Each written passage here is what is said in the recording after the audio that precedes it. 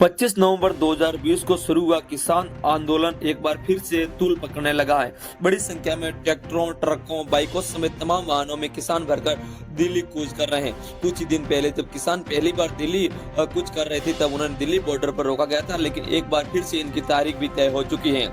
13 फरवरी को हरियाणा, पंजाब समेत तमाम राज्यों में किसानों ने दिल्ली कूच करने का आह्वान किया, जिसके लिए अब राज्यों की सरकार अलर्ट हो गई है। पंजाब और हरियाणा समेत दिल्ली सरकार की तैयारियों में जुट गई है। अब प्रशासन को इस मामले में आदेश दिए जा चुके हैं और किसी भी प्रकार की कोई भी हिंसा न हो, इसका सख्ती से ध्यान रखने को कहा गया है। यानी आने वाले कुछ दिनों में हालात खराब बिगड़ते जा रहे हैं। आंदोलन के आह्वान में सरकारें कितने एक्शन में है, आप इस बात का अंदाजा इसी बात से लगा सकते हैं कि खट्टर सरकार ने हरियाणा के 7 जिलों में इंटरनेट बंद कर दिया है। यहाँ तक कि शॉर्ट मैसेज सर्विस यानी कि SMS सेवा पर भी रोक लगा दी गई है। वही पंचकुला का धारा 144 लागू कर दी गई है।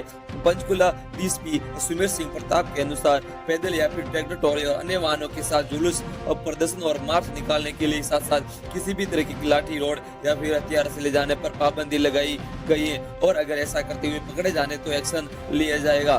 तो वही दिल्ली में भी पुलिस आगे की तैयारी कर रही है, लेकिन इसी बीच एक ऐसी खबर सामने आ रही है जिससे सबको हैरान कर दिया है। बताया जा रहा है कि आंदोलन की तैयारी करीब 1 महीने पहले से शुरू हो चुकी थी।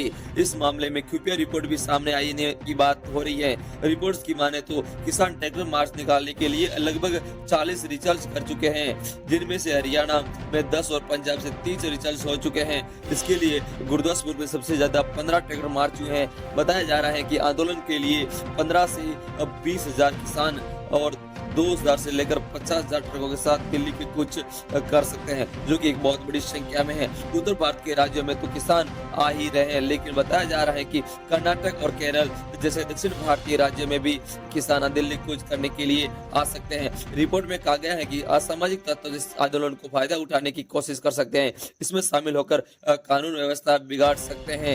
यही नहीं, दिल्ली में घुसने के लिए बच्चों और महिलाओं को भी आगे कर सकते हैं और किसानों के बीच में कुछ उपद्रवी भारी उत्पाद मचा सकते हैं। इसीलिए रिपोर्ट में सलाह दी गई है कि दिल्ली बॉर्डर पर सुरक्षा तो हुई है, साथ साथ दिल्ली की आंतरिक सुरक्षा को भी मजबूत करने की सलाह दी गई है, क्योंकि ये यहाँ पर देश के प्रधानमंत्री, देश के गृह मंत्री और समेत तमाम जो नेता, वो तमाम जो देश के चलाने वाले हैं, जो अधिकारी हैं और नेता हैं, वो यहाँ पर रहते हैं। हालांकि इस मामले में किसान नेता जगदीश सिंह डेलेवाल ने अब बयान जारी किया था और वहाँ कहा कि तरफ सरकार हमें बातचीत करने का न्योता दे रही है, तो वही दूसरी ओर हरियाणा में हमें डराने की कोशिश की जा रही है। बॉर्डर सील किए जा रहे हैं, धारा 144 लगा दी गई है, इंटरनेट सेवा बंद कर दी गई है।